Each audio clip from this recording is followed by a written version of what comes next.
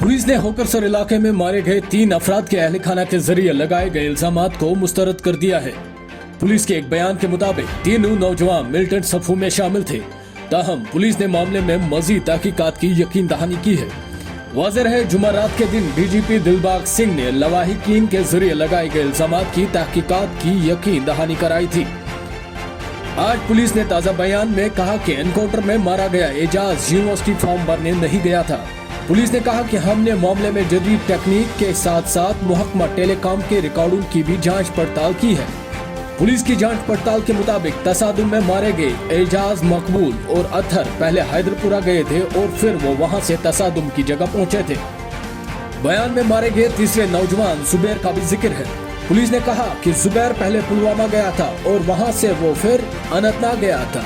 अनंतनाग से जुबैर शोपियां गया और फिर वहां से पुलवामा और फिर तसादुम की जगह गया था। पुलिस ने कहा कि हमने माजी के रिकॉर्डों को भी चेक किया, जिससे यह मालूम हुआ कि एजाज और अतहर दोनों OGWs थे। पुलिस ने कहा कि पुलिस हिरासत में मौजूद एक OGW ने भी एजाज की LET से वाबस्तगी की तस्दीक की है। पुलिस ने कहा कि एजाज की वाबस्तगी LET मिलिटेंट फैसल मुश्ताक बाबा से थी, जिसे जून 2019 में मारा गया था। वही पुलिस ने यह भी कहा कि अतहर 2017 में मारे गए हिज्ब कमांडर रईस काचरू का OGW था। पुलिस ने कहा इसके बावजूद मामले में मजीद तहकीक की जाएगी। ब्यूरो रिपोर्ट, खबर उर्दू।